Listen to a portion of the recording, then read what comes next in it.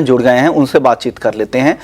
Cholamandalam investment and finance ने चौथी तिमाही के नतीजे जारी कर दिए हैं। नतीजों पर बातचीत करने के लिए हमारे साथ मौजूद है कंपनी के एमडी और सीईओ रविंद्र कुमार कुंडू। रविंद्र जी, बहुत बहुत शुक्रिया, आपने वक्त निकाला। सबसे पहले मैं डिसबर्समेंट की जो ग्रोथ है उससे शुरू करूंगा। वो 7% के आसपास मॉडरेट होकर आ गई है, जो करीब 15 तिमाही के निचला स्तर है। What is the reason for this? उसका रीजन क्या है और कब हम उम्मीद करनी चाहिए कि इस ग्रोथ को वापस से डबल डिजिट में कब तक किया जा सकता है? वो उम्मीद कब तक रखें? नमस्कार आप सारे दर्शकों को। पहले आप देखेंगे कि हमारे जो मेन कोर बिजनेसेस हैं, जैसे कि व्हीकल फाइनेंस है, लैप है, एचएल है, यहाँ पर डबल डिजिट डिस्बर्समेंट दिख रहा है। व्हीकल फाइनेंस ने 11% का ग्रोथ दिया है, एचएल ने करीब 15% का ग्रोथ दिया है और लैप ने करीब 30% का ग्रोथ दिया है। हम जो है सीसेल में जो डिजिटल फिनटेक का बिजनेस करते थे, वहां पर हमने थोड़ा सा कट डाउन किया है डिस्बर्समेंट, जैसा हमने पिछले बार आपको बताया था। इसके कारण ही ओवरऑल डिस्बर्समेंट क्वार्टर का थोड़ा कम है, बट नेक्स्ट क्वार्टर से हम डबल डिजिट में वापस आ जाएंगे, कोई प्रॉब्लम नहीं है। ओके, इस क्वार्टर में आपको उम्मीद है कि डबल डिजिट में वापस आ जाएंगे। आपने व्हीकल फाइनेंस की बात की, लेकिन व्हीकल फाइनेंस को अगर आप देखें तो वहां पर भी अगर ग्रोथ अगर देखें तो पिछले नंबर से ये नंबर कम लग रहे हैं।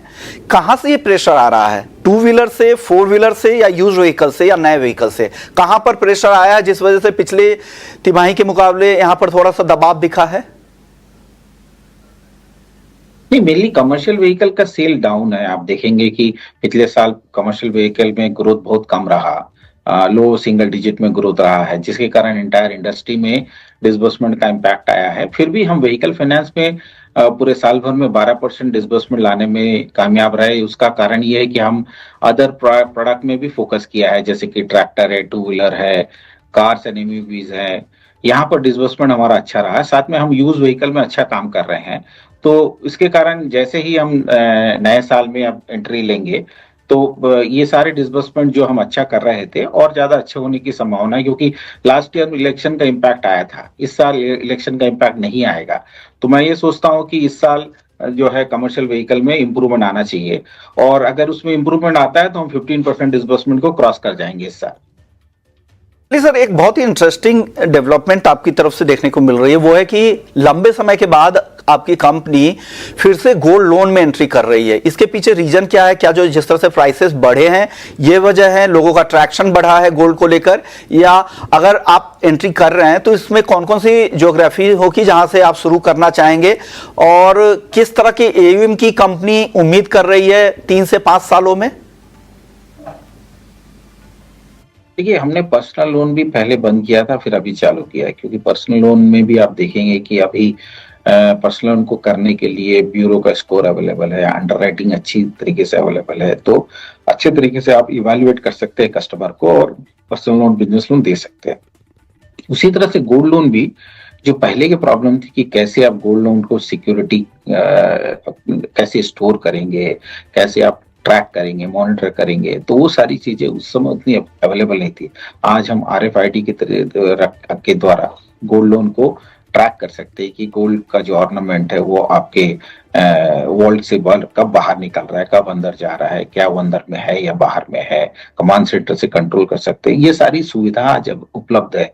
तो जो तकनीकी सुविधा आज उपलब्ध है, जिसके कारण हम गोल्ड को अच्छे से स्टोर करके रख सकते हैं, अच्छे से इवैल्यूएट कर सकते हैं। जो गोल्ड का अप्राइजल सिस्टम है, वैल्यूएशन सिस्टम है, वो बाजार में अच्छे से उपलब्ध है। ये सारी चीजों को मद्देनजर रखते हुए गोल्ड में जो लॉसेस की संभावना पास में हुआ करती थी एसेट को लेके, वो अब कम हो गई है। तो ये एक अच्छी अपॉर्चुनिटी है, और ये जो गोल्ड लोन है ये आप हमारे जो कंपनी के ROA से ज्यादा अच्छा ROA देने वाला प्रोडक्ट है। तो इसको ध्यान में रखते हुए हमने गोल्ड लोन लिया। दूसरा जो एक और इम्पोर्टेंट मैटर है जो हम हमेशा देखते हैं कि हमारे कस्टमर कौन कौन से प्रोडक्ट को ले रहे हैं बाजार से जो हम नहीं दे पा रहे हैं। फर्ज कीजिए कि कंज्यूमर ड्यूरेबल। ओके, बिल्कुल बिल्कुल, यानी आपको लग रहा है कि यहाँ पे अपॉर्चुनिटी है, जिस तरह से ट्रांसपेरेंसी भी इस मार्केट में बढ़ी है। रविंद्र जी, एक और सवाल होगा कि किस तरह के ओवरऑल डिमांड आप रूरल इकोनॉमी में देख रहे हैं? तो मैंने कहा व्हीकल फाइनेंस का जो डेलिंजेंसी बढ़ने का कारण पिछले साल था, उसमें एक रूरल डिमांड भी था जो पिछले से पिछले साल तक बहुत कम था, मानसून में डेफिसिट था। बट लास्ट ईयर मानसून अच्छा होने के कारण सेकेंड हाफ में हमको व्हीकल फाइनेंस में डेलिंजेंसी कम होती दिखी। उसका कारण ये है कि रूरल डिमांड और रूरल में इकोनॉमी इंप्रूव हुआ है, और जैसा भी एक्सपेक्टेड है कि इस साल भी मानसून अच्छा होने वाला है, तो उसमें और इम्प्रूवमेंट आएगा। तो रूरल इकोनॉमी इंप्रूव हो रही है नवंबर 2024 के बाद से, और उसमें और इम्प्रूवमेंट होने की गुंजाइश है। अगर इस बार भी मानसून अच्छा आ जाता है तो उसमें डेफिनेटली बहुत हद तक इम्प्रूवमेंट आ जाएगा।